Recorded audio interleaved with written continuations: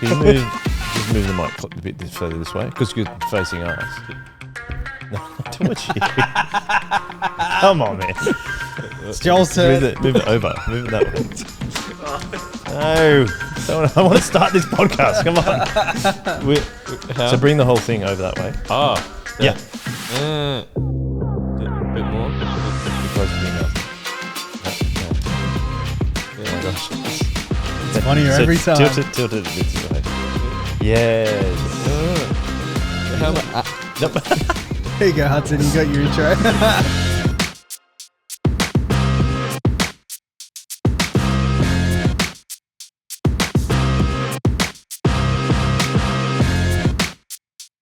Welcome back, everyone, to the Chip Lunch podcast. We apologise, it's been a while, but we've been busy. You've been busy graduating Yes. Bible College. Yes. Oh. Round of applause from the three people that are sitting here with you. How was that? It was good. It was nice to kind of close that chapter. Close the book on that Close the book on that one. Yeah, I don't know. I find like graduations are a bit weird, aren't they? You just Oh, I wouldn't know.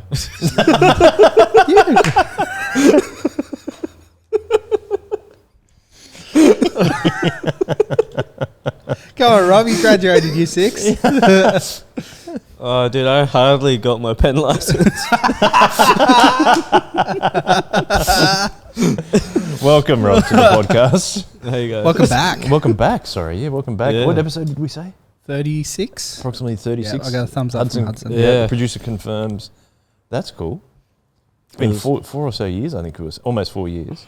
Yeah. And we should say, yes, it is a bit weird graduating for some of us. Yeah, Yes. yeah. And, I'm not an academic weapon, sorry.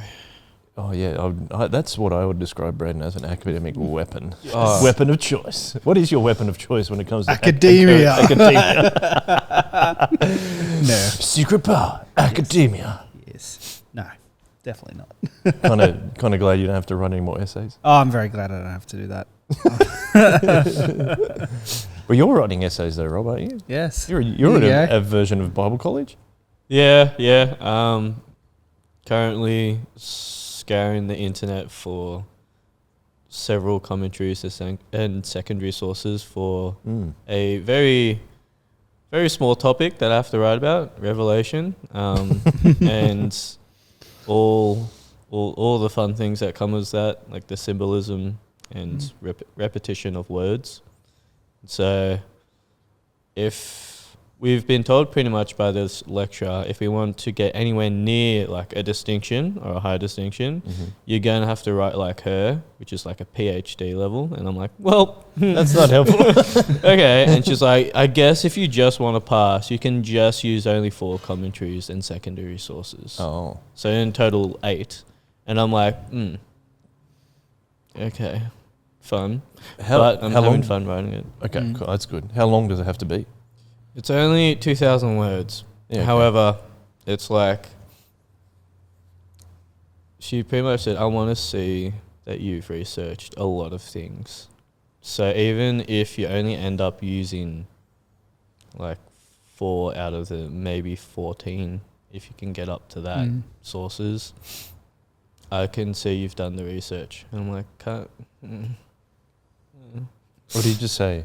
I'm using the Bible. It's like, Jesus says this. Can y'all just say yes, sure. Sure, Son of God. Yeah. Thank you. Yeah.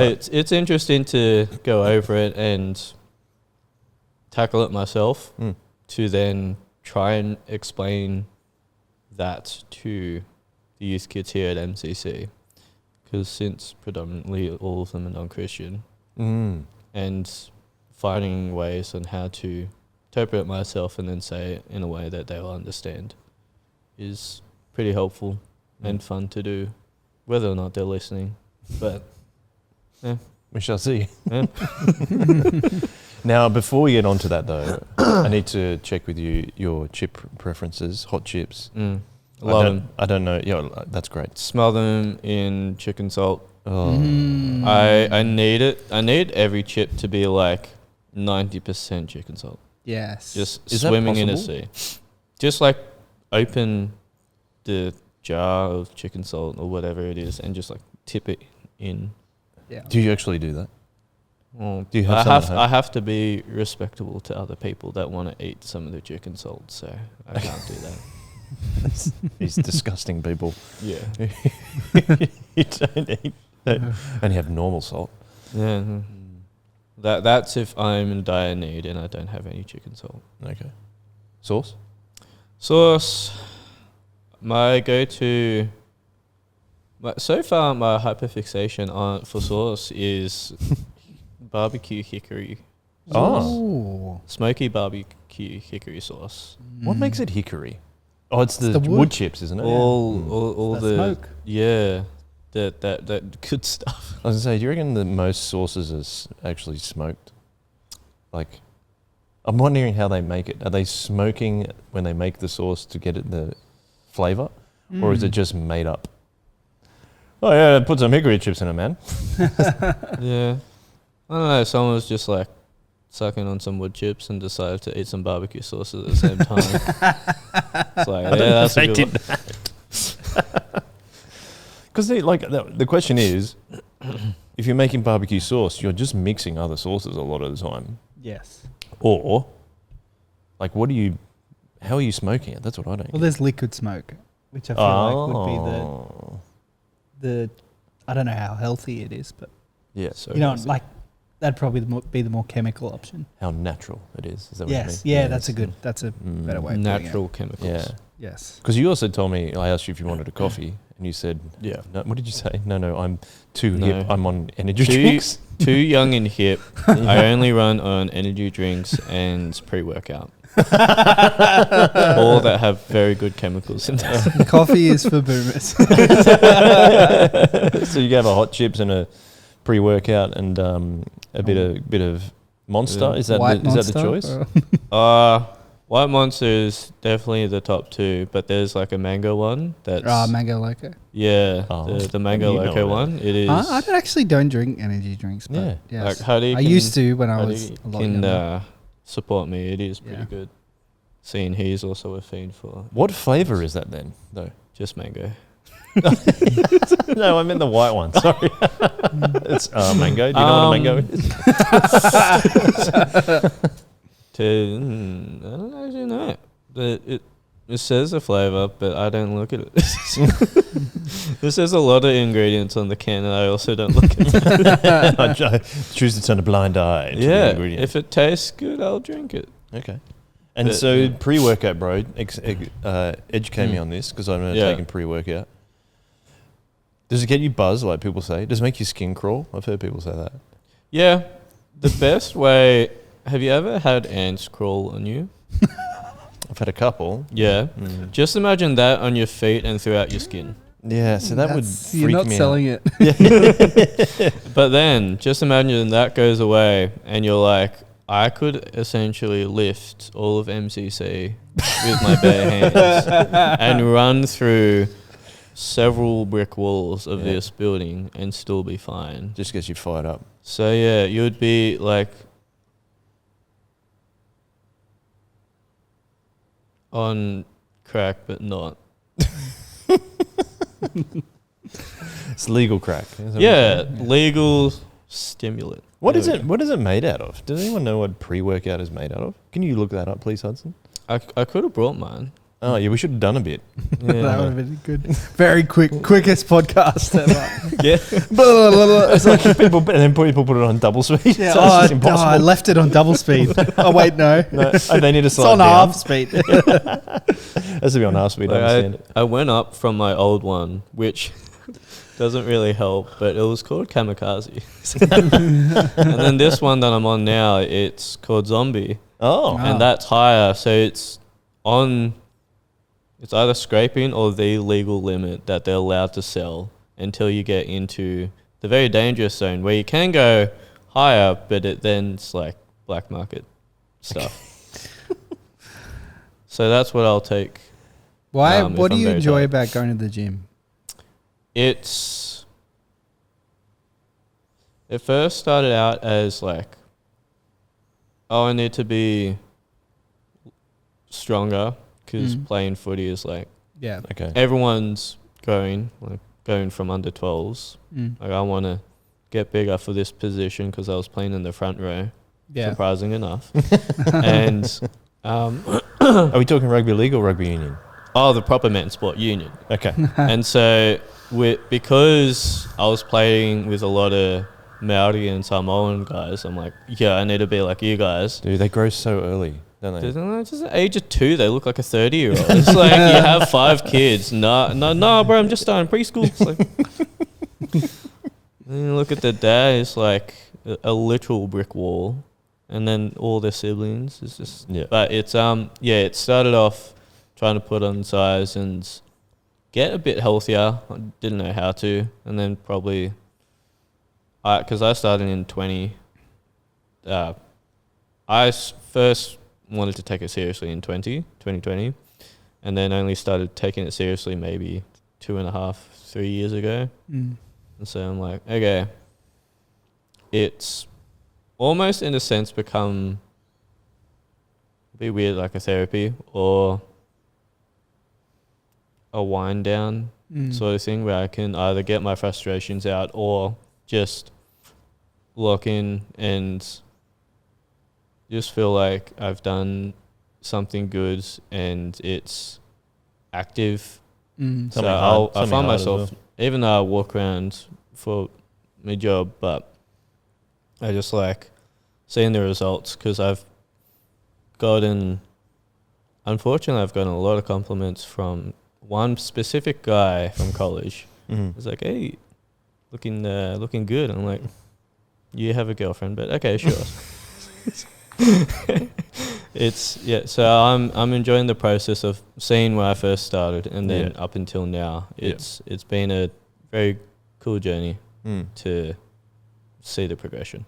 Are you still playing rugby? No, I hung the boots up maybe 2-3 years ago. Oh, jeez, 2-3 years. Are you still playing front row?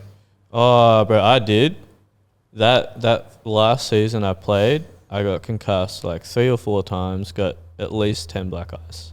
And leading up to that season, I'd never got a concussion or Really? black eye. Yeah. So like the first one was a major one because I was then sat out for almost 8 weeks. Wow. And that was that's a big one. Maybe 3rd game of the season. And then the other ones, I had to play it off very calmly. Otherwise, I couldn't play the rest of the season. And so when you're playing with people, because I was playing first and second, but then it was mild favoritism just to, put you in first. So we'll have to put you in second. So I'm like, okay, whatever. Anyway, the guys that we were playing both first and second division were just absolutely huge. Like, think Ted and Eli Derive, but like on steroids, Maori, Samoan, and they're like 8 years old, still in primary school. Like, no, you shouldn't be here. Yeah. And then when they tackle you, and they do a great tackle, they say sorry for tackling you, and you're like, you're fine. It's the sport. But it's, that season I just had to hang up the boots because I'm like, I can't grow as fast as I need to. And all of y'all are towering over me. Because I was the shortest. And the shortest from me was like 6'2". So I'm like a little 5'5". I'm like, hey guys, let's go. What position are you playing then? Are you still playing front row or not? Yeah, I was playing hooker, so I was doing the throw-ins. Hooker. So I'm like, you have this massive hooker for the other team and just have me. Happy to be there. Who'd you play for? Cronulla Sea Lice? That's one of my favourite rugby team names. The Cronulla Sea Lice. I didn't even know that was a thing. Yeah. I think it's more like an old bloke. No, or more amateur anyway. I started off with Sylvania Bulldogs. I don't know how they got that one. I hardly see any Bulldogs around Sylvania. Anyway, and then Baronier Dolphins. Never seen a Dolphin Baronier. Yeah. I know Baronier Dolphins. Yeah. So I played with them. Played B's and A's for them, and then for reps was playing Southern Districts. Yep. Because that was the closest one that didn't require at least an hour drive. Yeah. To and from training or from a game. Exactly. And so it was like, I could have gone to arguably better rep sides, but it was purely because it the time commitment required, Mm. we would have trained at least 4 to 5-ish times a week. Yeah. And for me to go up and back and still not having a license, because this was just before I was turning 18.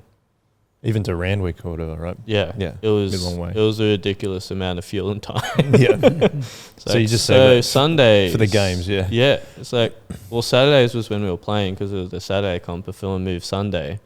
Then it was like, right, Sunday conditioning. I'm like, we just ran like yesterday. The fitness coach was like, Nope. you're gonna hate me. Yeah, right. So it's like, get to the weekends, kind of dread it, but I loved it Mm. for a while until I noticed I couldn't grow. Right. That's fair. So, bro, like it's been almost 4 years since we had you on. Yeah. Can you tell me what do you think has changed for you in those almost 4 years since we last had you on? Like physically or just like anything? Well, physically we know it's changed, but I meant more as a person. Like, what do you think? What do you think? Like, God has changed in your life, Yeah. or you personally, or what you're doing differently? I think he's definitely helped my thought of being excited for ministry stuff, like other than youth, so, or what comes along with it. So going into youth, I was very excited to do it, but then I was like, when I had kind of graduated youth, and it was like, okay, don't know if I want to do it. But then over the years, the last 4 years since I've done it, it's just been like, you want to be a leader. Just in my ear, just every now and then. And so then he's helped and gave me the encouragement and I guess the strength to be able to follow through with it, because I was very skeptical on whether or not I wanted to go in the direction I have. And so talked to our old mate Stu, and he's kind of helped set a path. So fast forward to now, almost pretty much halfway through this first term of Bible college, doing one more year because I'm doing the associate's degree in theology, and hopefully sometime down the track I can be ordained as a youth minister or whatever the title was Stu told me. I forgot what you said, Stu, but you're going to have to remind me. Anyway, it's been a trek, definitely trying to fight my own, not fight, but combat my thoughts of, is it worth it? And there were some stages, what am I getting from it?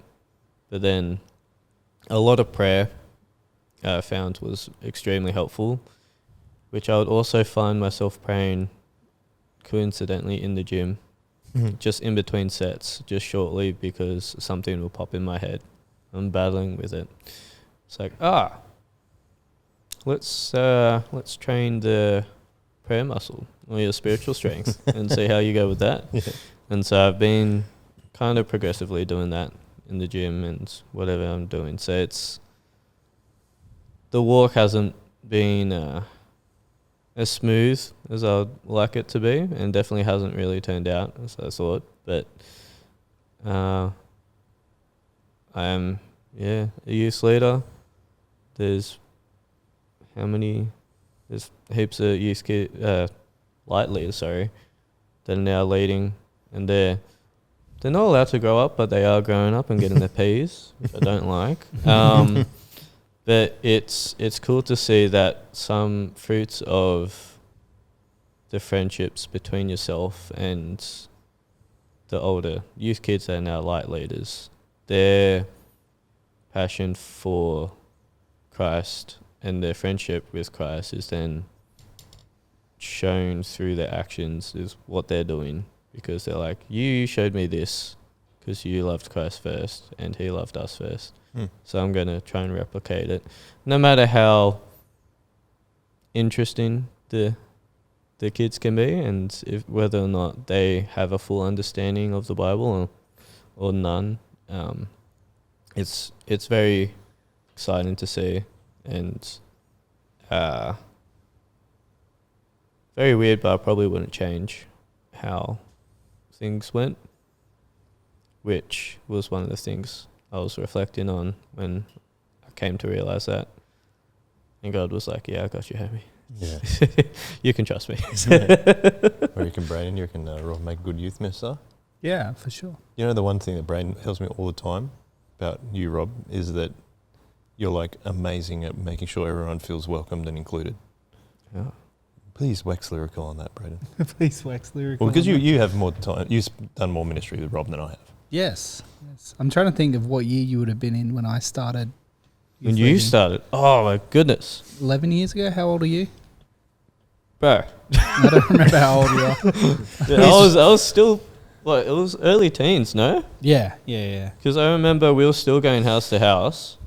One of right. my favourite memories was when we were at the Darvell's house before it got renovated, and Ryan Carter was still there, and both of these little ones, their nails were sharp as anything, and his entire back looks like it's been clawed at like a wolverine or something. And Braden was still there. And so I don't remember. I don't think I was. I don't know if I came at that point or a little bit after. But anyway, after. Yeah, I've had the blessing of leading with Rob, schoolies, youth, bunch of late night stuff.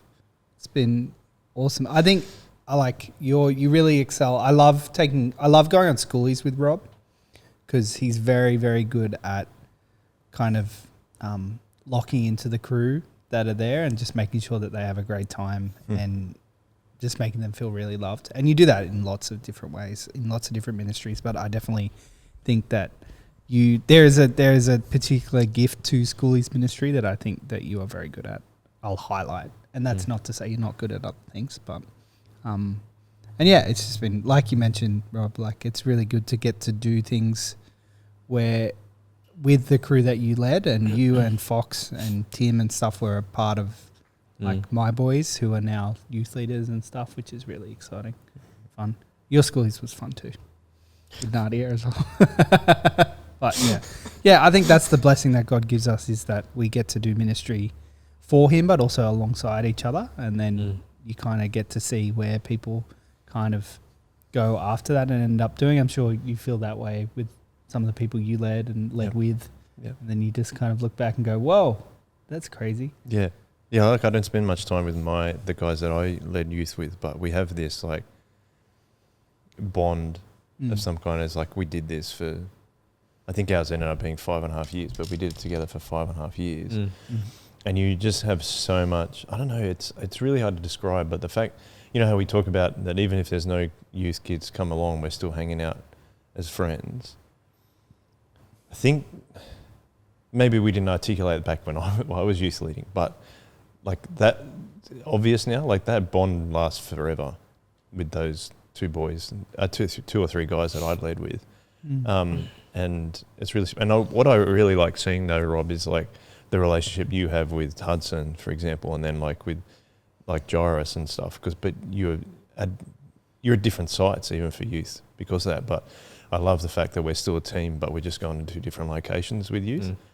But I think that's why you're seeing the light leader crew doing the same thing that like you just said before, is that it's because you're doing it that they're doing it as well. Like it is modeling this model of friendship that is based on Jesus, and therefore we want to share that with the young crew as well. Yep.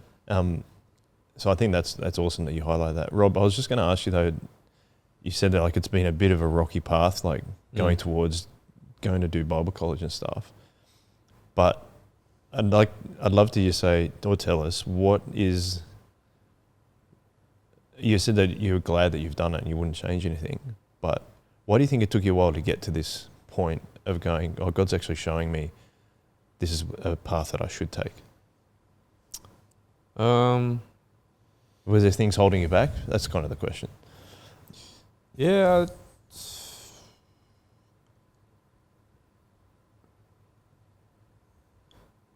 I would say it would just be me, and Okay. me trying to counsel me, in a sense. I would find myself questioning myself, and then almost be like a therapist or a counselor, and just have the notepad. It's like, why are you asking this, and where is this coming from? And then I'll kind of break it down, and it'll just be like, oh, because I feel like this. And then I'll just be like, okay, just talk to someone then about it.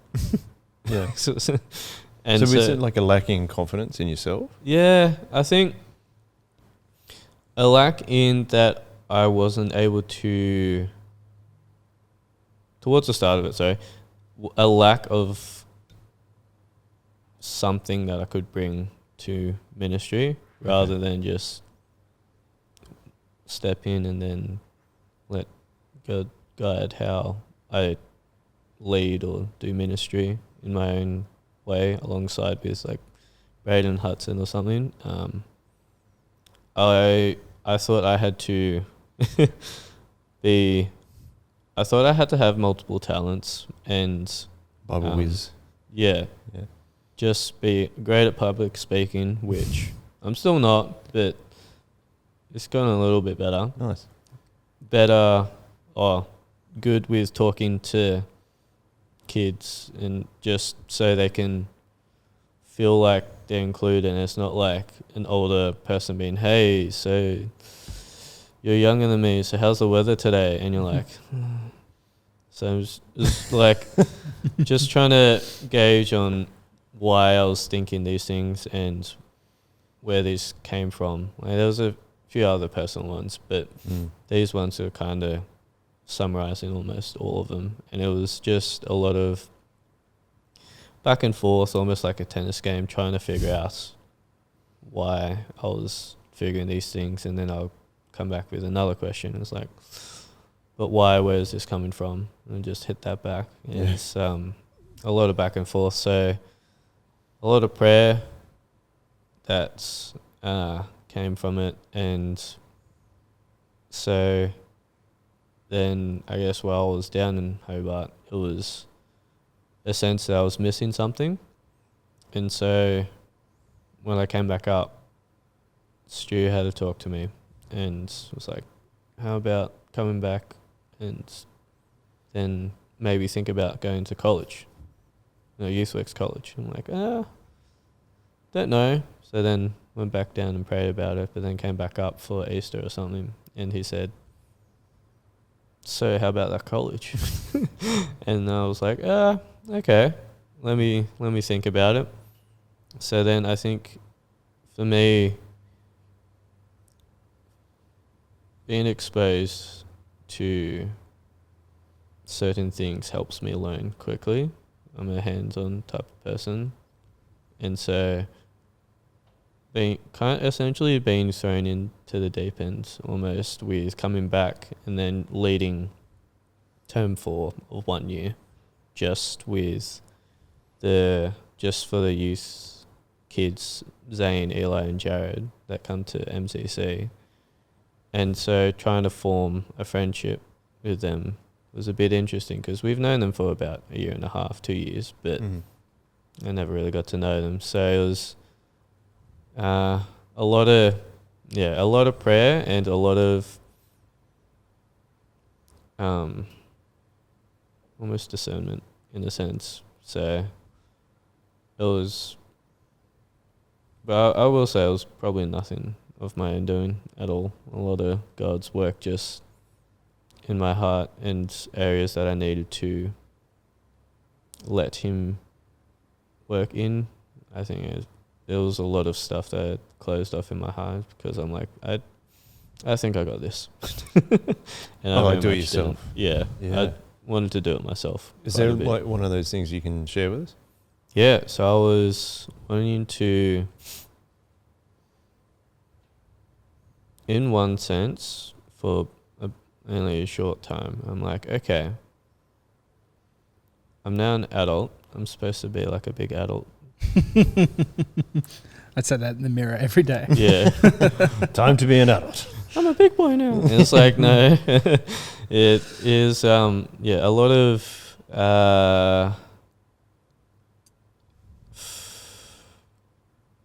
I completely forgot the question, that Pinocchio thing. So what are those things that you had closed off in your heart Yeah. that God's opened your mind to?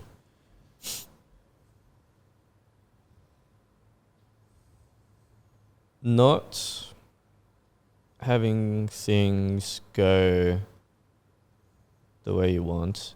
It's kind of sounding a bit niche, but there's a few things that I thought I was able to control because I was like, okay, God loves us, but with that love, He's also given us the choice of just choice, freedom of choice, essentially. And we have the choice to respond from His love through faithfulness and discipleship towards Him, or we have the choice to turn away. And so I'm like, oh, God, I'm still putting my faith in you, but I think I have this certain area of I don't really need you to be there, almost. And that would be kind of trying to be relational to younger people. And it's like, oh, I can figure a way to talk to Hudson, I guess, because I'm cool and hip. It's like, no, you're not, mate. You're not his age. And it's like getting down the track, so it's like younger guys, just like Eli, Zane, Jared. I was wanting to find a way by myself without any prayer and reflection upon how I can go about it. I can do it by myself and I can be relational to them. I think a few things that I tried definitely didn't land or work at all. And then maybe halfway through the term of term 4, like, okay, let's have a review. Why these things happened and why it didn't work. And let's step back. And it was God just in my ear. It's like, hey, I'm still here. And you don't have to do everything. I didn't say you had to. So it's also not up to you to change their faith. You can give them all the teachings, but it's going to be me that's working in their hearts. So you can G down and take a step back and breathe, because I found myself not really breathing, going a bit too fast, bit too quickly, and so it was not. I ended up not really doing. I feel like I wasn't really doing a good job with being a youth leader or a model for them and trying to disciple them. So it was a process to get to that. And I guess that's just one sort of area that I was working on. Is that because you had like a high expectation of yourself to go there, like they need to grow this much, so that makes me look like I'm doing a good job? I think my high expectations were because in my eyes, both Braden and Ethan are very good youth leaders. And I was like, yo, so I needed to be like those two. Just the same. I'm like, just the same. So go taller. And so I was like, okay. Because for a bit of context, for me, the leaders that were influential for me were Braden, Ethan. I think who was still there? It was Braden's wife, Beck, Graves, Jared and Hayley Spring. They were very influential for me, and that's who I looked up to. And I was like, how can I figure a way to extract all of their wisdom and knowledge and essentially condense it into something that I can then try and sort of help disciple these other youth kids. And for a while it was that fight of, I don't know how to, and relying on myself to too often and too much to even do that. So it was, yeah. It's just a constant temptation though, isn't it? Yeah. I think it's just like a result of our sinful nature. It's just like, no, I can do all this. It's fine. But it kind of almost minimizes God a little bit, like his influence and power he can have over our lives and how he can work through us, I think. And like I'm saying that I do the same thing, that we do it all the time.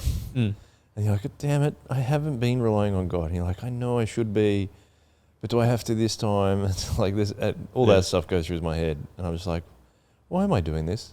You get to this point, you're like, why? Why am I not relying on God? Because my observation is, Rob, that you are a lot more confident than you were 4 years ago because of what you're saying, for sure.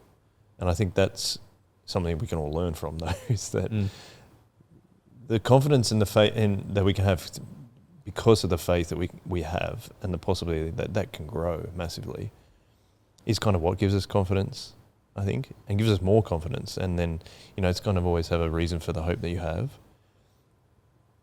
And I think, like, the amount of people, Rob, that tell me from MCC about how good a job you're doing is unreal. Like, even talking to Fitzy, for example, he's like, oh, Rob's so good.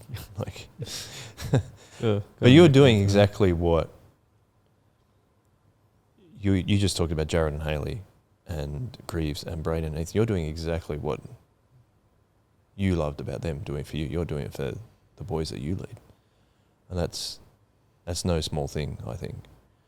But I think as you get older, and then, like, my other question, I suppose, is, like, in terms of that confidence, how is you going, and we can rewind back to going to Tasmania as well, but how is going to Bible college helping you with your confidence to be even a better leader?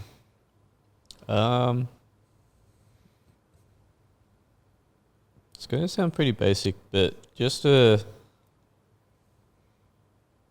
firmer foundation of my faith and a better understanding of why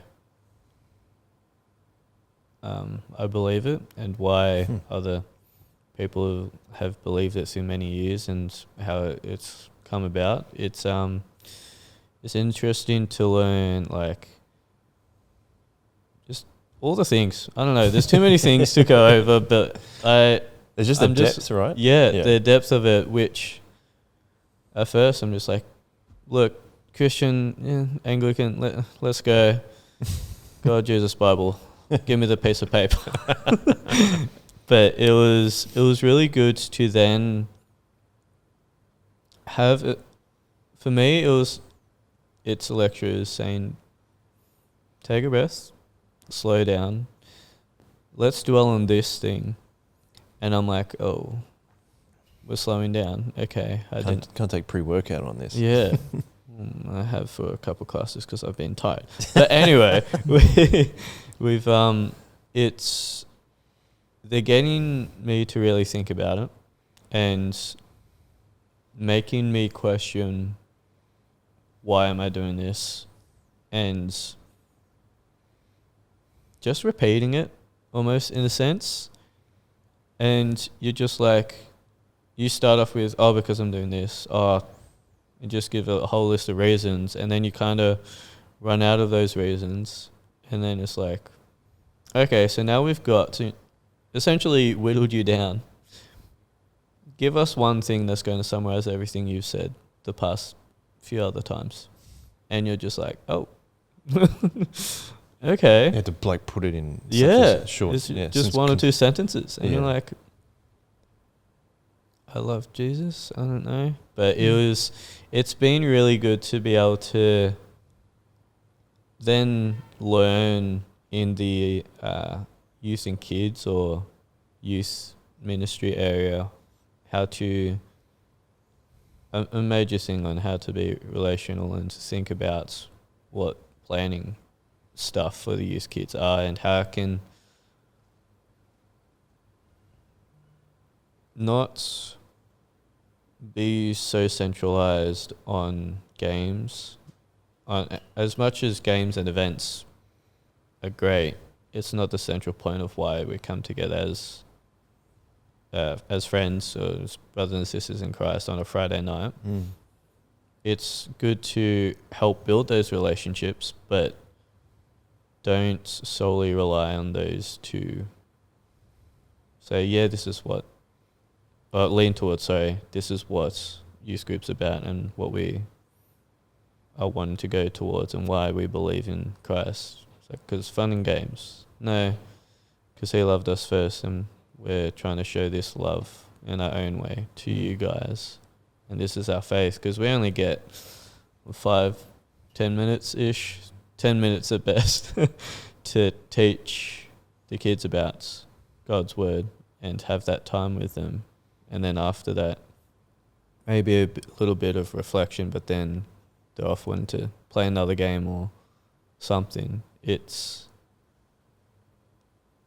been a very fun time at college that I didn't think I would have fun, because I'm like, great, Studying school sort of vibe. Yeah. I'm not really liking it. And it's like, it was almost, because for some reason, I always had in my head, college is this strict sort of military thing.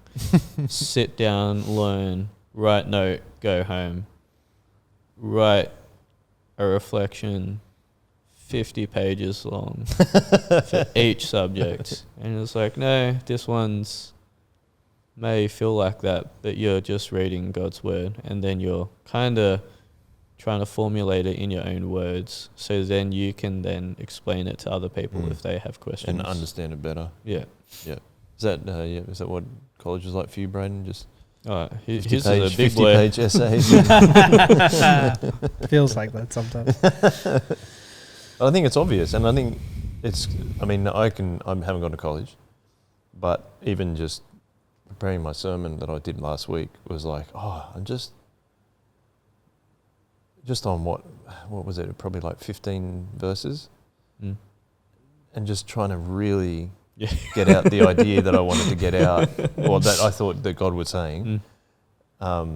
Just makes you understand the depths of His word, and I think that's what you're saying too. Is that you take the passage or whatever, and you're like, what is this saying? But even when we do sermons, like I know that Tim, for example, we did the same passage, but he took a completely different angle.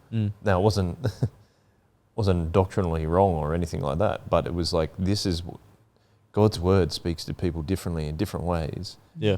But your understanding that develops through doing stuff like college and reflecting on it actually allows you to explain it better in different people in different ways as well. And I think that's the exciting thing about it. Probably why you actually are liking college, I'd say, is because the Spirit's working at the same time. Like, it's working through you as you're trying to formulate this kind of like articulate it better.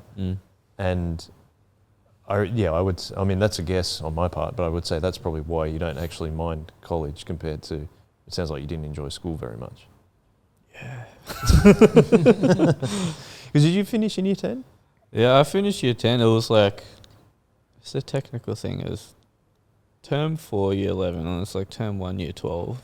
Oh, yeah. I got up to that. Yeah, okay. And I guess technically term 2 of year 12, which is term 1 of the year, I was like, yeah, Dad, get me out. had enough. I don't like this. Because I had enough units. I only just had enough units to get me ATAR. And I'm like, I can't be bothered. I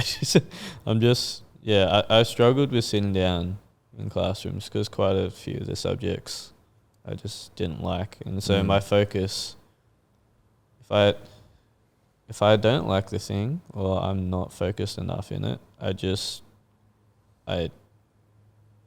disassociate quite a bit. Really? Okay. I'd either do that or I fidget. Or I just like do something to try and draw my attention to what's being said or what's being taught. And so sometimes quite often it will result into me like either shifting, shaking my leg. I have a few fidget toys. I have a really cool like Hot Wheels chair that I just like thing around. It's really cool. Mm-hmm. But that's you saying I want to try and concentrate, but it's really Yeah. hard for me to focus. And so I've gotten like help or educational aid or whatever to try and help me understand the material more, which then I end up doing, but then I just don't have the focus for it. Mm. And so I've just found with college that I've been able to, some subjects I might not be as interested in, but I'm still interested to the extent where I can still focus and take notes and then ask questions, because they encourage asking questions rather than just saying, this is this, full stop. You can't ask questions. And it's also great to have other peers around you of different churches, and you can see how they go about explaining these certain passages or subjects that we're talking about, and how they perceive it in their community or their ministries and stuff. So it's encouraging to get experience from pretty much all age and all stage, because we've almost got one person from almost every year. So we've got millennial, Gen Z, boomer, like everything in between we've got. Yeah, that's and cool. so it's a pretty good cohort to see the extensive knowledge and understanding from other people from our churches or parishes around Sydney or the homeland, the Shire, and the Promised Land. But it's What's the river really you're fun. crossing to get to the Promised Land? Yeah. Is it the Georges River? The hacking. You got to, yeah. Well, we're bordered by the Port Hacking and the Georges River, so we Yeah, got to cross the Georges River to get to the Promised Land, I suppose. Because if you cross the Port Hacking, kind of exiting. But I think that's a great distinction you're making, Rob. Like between, like there's lots of people in my life who have hated school. Well, sorry, school didn't suit them, but they've been extremely successful outside of that because the way that education works doesn't actually fit everyone. The broad statement I'll make. But I think what you're also saying is really cool about how the way that maybe this is just youth works, but it's also our lives as Christians. Like everything that you're learning about God is like very applicable to every part of your life, which is really cool. I think that's very true. Hey, let's talk about Tassie, bro. Why did you go to Tasmania? quite a few personal things, and a time when I was not fully as distraught, I'll say, is both spiritually and emotionally wise, because I had been struggling with a few things mentally, and so it was to try a get a breath of fresh air in a space where I didn't really know the environment / area. It was a bit of an extent, but I feel like I didn't have constant pressure breathing down my neck for a certain thing, and then have a certain standard in a sense to uphold for certain people. And it was good being able to find some sort of independence and experience the world with all the fun tax and bills and stuff, and got experience with that. But then being able to have my own time to think with my own thoughts, because I didn't do that quite often, and I did it quite a bit down in Hobart, which I don't think I could have up here.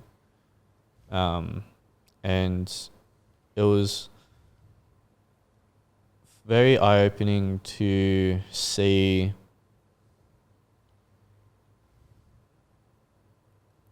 the lack of religious.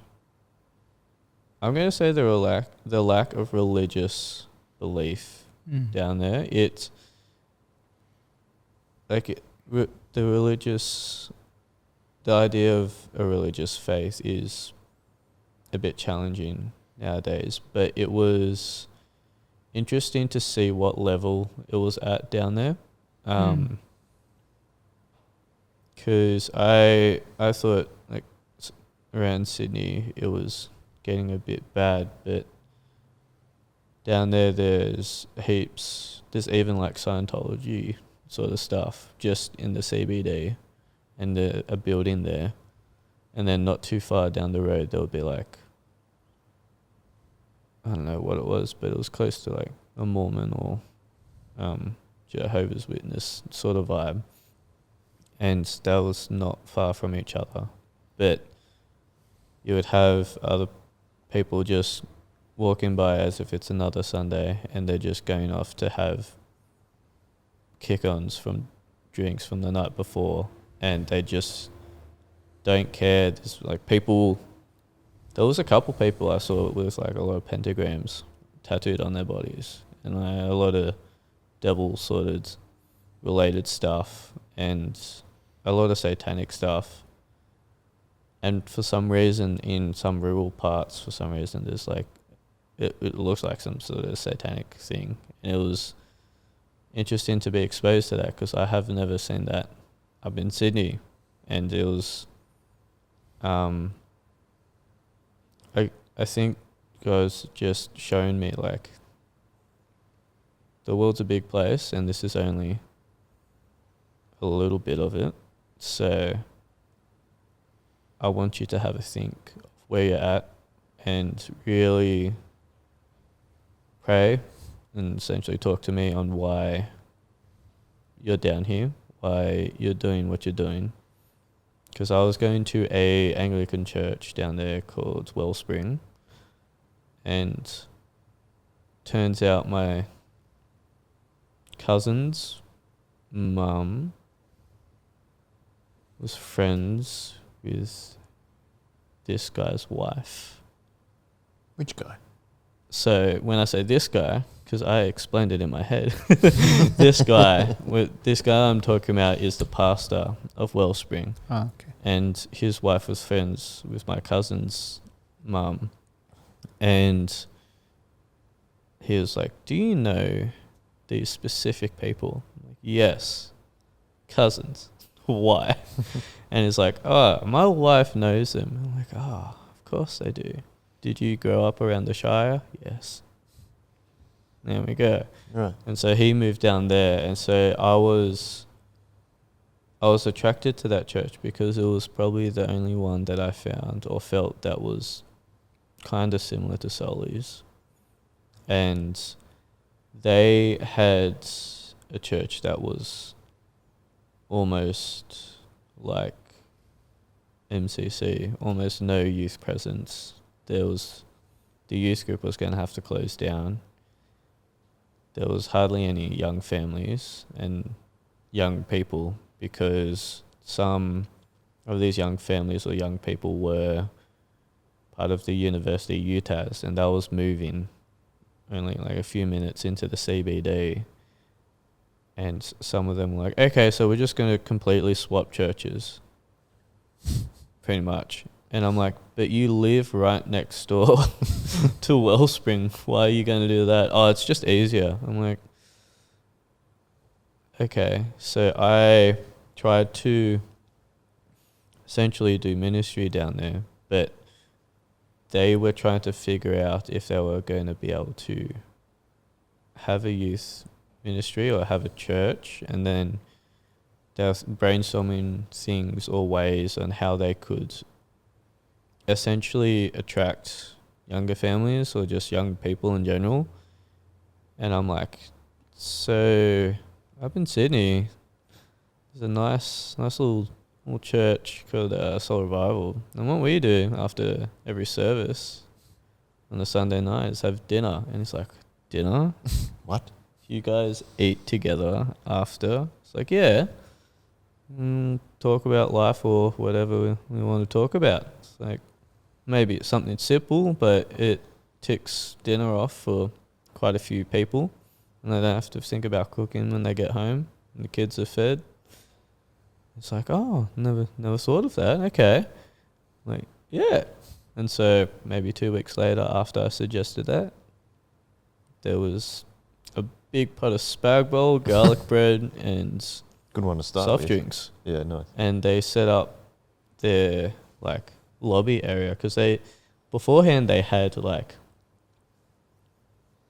I guess you could say, almost like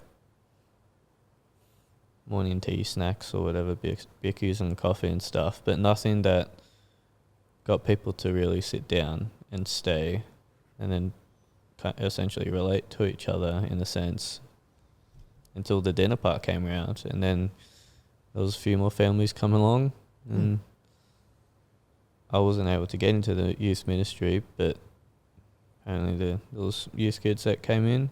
And so fast tracking it towards the end, I was like not able to find a job because it did end up being who you know and not what you know, and kind of said, okay, I guess I'll move back in with my parents, and had to talk with Stu about college. So I felt like it was a little bit of a step back, but it was maybe one step back and a few steps forward in the grand scheme of things. Why did you end up going to Tassie though? Tassie, I know that you said you wanted yeah. to have a break, but so No, what did it end up being Tasmania? I like to explore, and Oh. I had never been there. Okay. Even though it's technically another state, but it's so detached from Yeah. the mainland. Yeah. It's actually, it literally is detached from the mainland. It's so detached. It's so detached, it's an island. Yeah. Yeah. It was a place where I didn't know any, to my knowledge, to the extent of my knowledge, I didn't know anyone or anything about it. And my time down there was purely just exploring and then sitting in God's nature and then in God's word and trying to figure out what direction I'm going in. And I found I was most at peace at Tasmania with some of like the bushwalks and stuff. And I just found myself at times just kind of taking in the scenery, and I'm like, okay, I'm kind of liking this. I did like it enough to move down. And so then I guess I kind of just went all for it, and a couple of things I definitely would change and how I went about it, but Yeah, what if are I they? was able to What would you change? stay there, what would I change? Yeah. Having a listed job to get money, man. Yeah, I think one of the main things That's was fair. money. Yeah. Yeah. But if I was able to, and I had waited maybe a year or two, the main thing I would want is the spiritual knowledge and mental strength I have now, and that financial stuff would also be sorted out, because I feel I was able to kind of balance out those two things. I would be able to I planned to stay for roughly a year and a half, and then come back. But yeah, things changed for me. It was about 6 months. Yeah, you said, 6 yeah. months. And Living on your own, did that make you grow up, you reckon? just felt like doing normal chores without parents there. It was kind of just doing chores without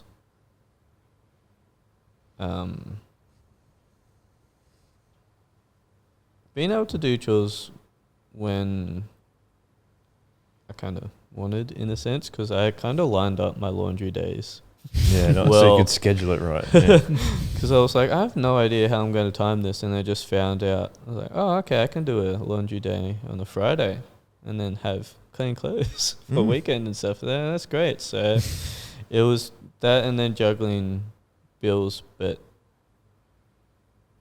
being able to get into the mindset of, okay, it's a lot easier to just automate rather than trying to, because I had certain amounts. I'm like, okay, every whatever set date I was going to be billed, I need to sit down, make sure I'm extracting this amount, rather than, it's like, oh, automated takeouts are good, so you don't have to really think about the bill. So I just set like a day where this thing would be automatically taken out for a bill, like the water bill. Yep.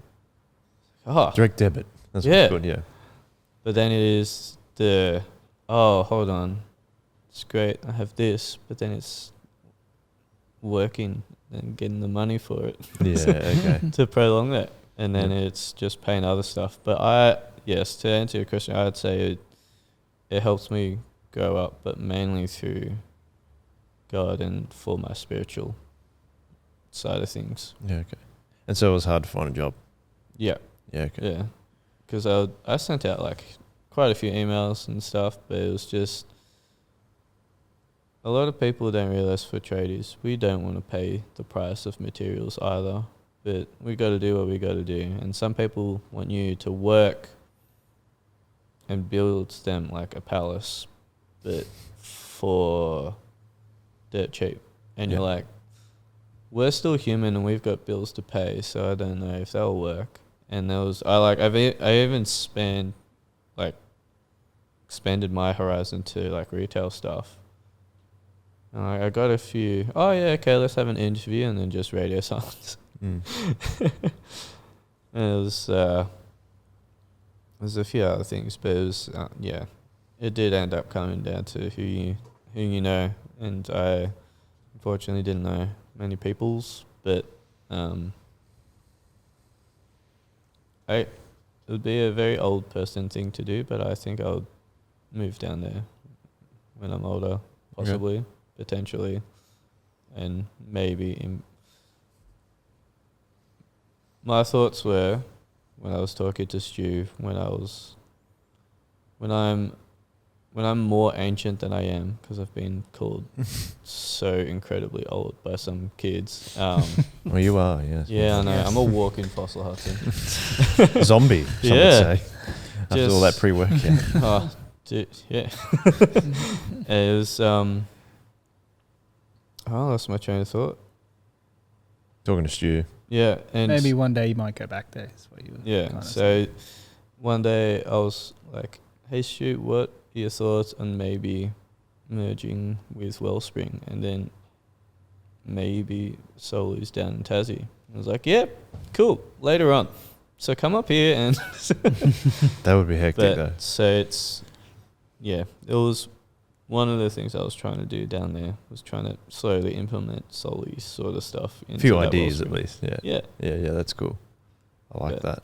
yeah, it was. Yeah, Mm. it's my little things. And Going so you on come there. back, and as you said, you had a chat with Stu, and you thought, oh, college might actually be Mm. something I want to do. Tell me though, like how you've been at MCC leading youth from the start since we started doing youth there. Is that correct? Pretty close. Mm, Pretty close. Pretty close. Pretty right? close. Yeah. It I was. think maybe you missed the first term.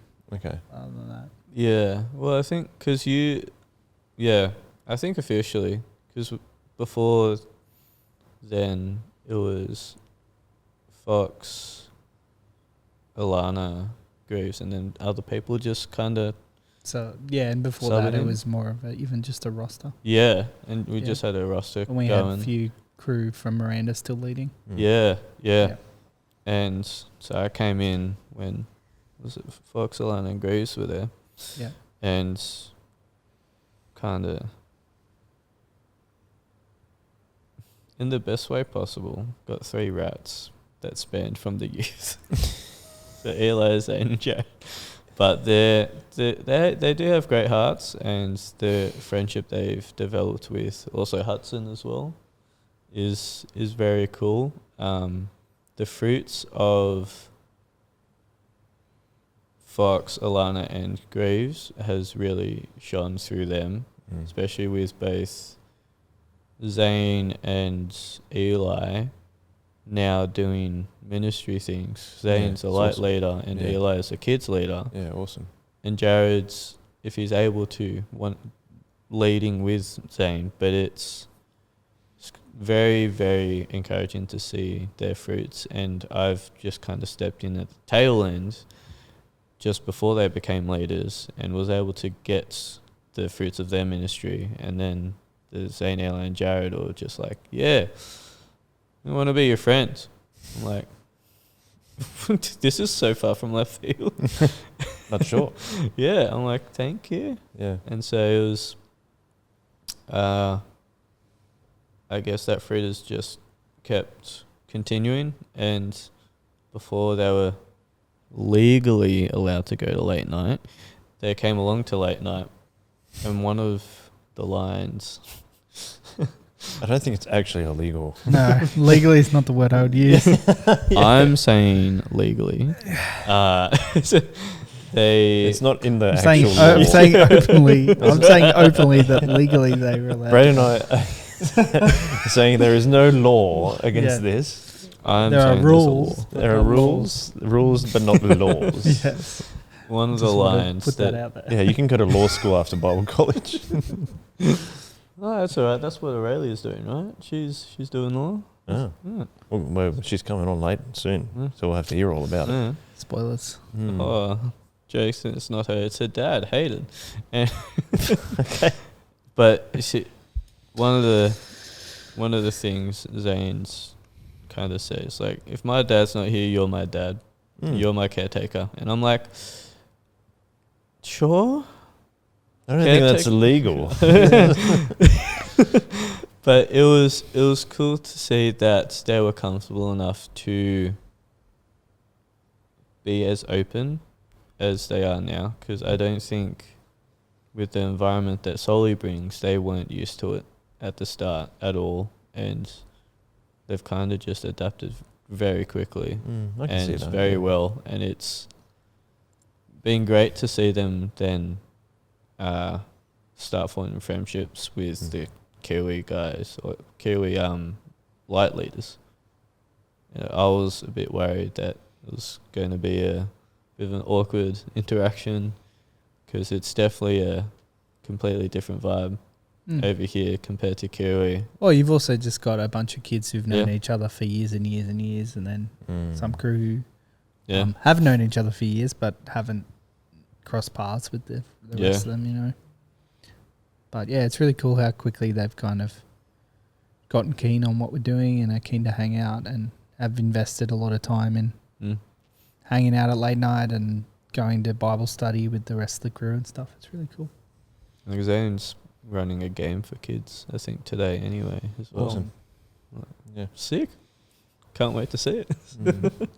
I think that consistent presence of you being there and the other leaders too that you mentioned is just, it like opens up a freedom for them to be able to just have a bit of experimentation and a bit of fun. And then if you're there and your presence there, they feel like, oh, I can actually try stuff as well, like you're saying with Zane running a game or whatever.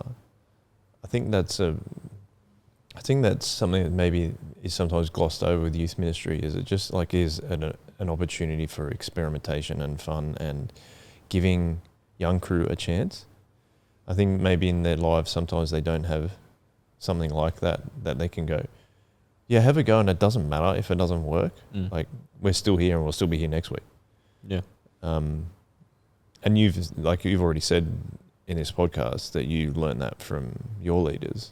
And again, I'm saying, like, you're just showing them that's the same thing. It's like, I'll still be here next week, even if it just is abysmal.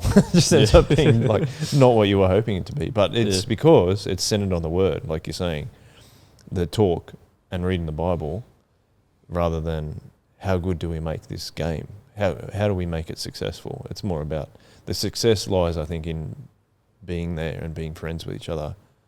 And, you know, that opportunity also allows them not just to have fun, but also to be more reflective, which is what you've been talking about in this podcast, is they're being more reflective on their faith. They're more open with some of the things that they're struggling with or some of the things that they want to talk about. Yeah, I just think that presence is that's the one thing I learnt from youth ministry, is that my leaders, Jai and Chris and Jimmy, were there every week pretty much. And then I could do that for my boys. And then I see, like, it's just very encouraging to see people like Braden and then Ethan and you guys are doing the same thing as well. That's really cool. You want anything else you want to ask Rob? That's a good question. Oh, thank you. Probably the best question you've asked on this podcast. We could wake Hudson up because he was just falling asleep over there. Any questions from you, Hudson? No, he's asleep. Producer man. I can't hear him. He's asleep. He's still snoring. Yeah. Wake up! What do you think God's taught you through leading at MCC? Because obviously you'd been a youth leader at Kirrawee before. Miranda was a very different thing, coming into an existing church with people who are doing ministry a different way for a long time, and young crew who had experienced a lot of change and things happening. What do you think God has taught you through leading at Miranda over the last couple? Well, it's almost 2 years, something like that. A year, I don't know, a while. More than a year, less than 2. Yes. Yeah. I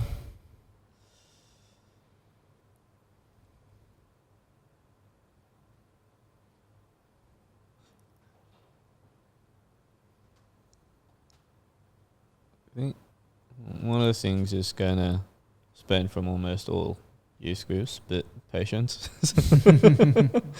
Well, you said you wanted to rush things. Yeah. Before, yeah. Patience and understanding of where people are at.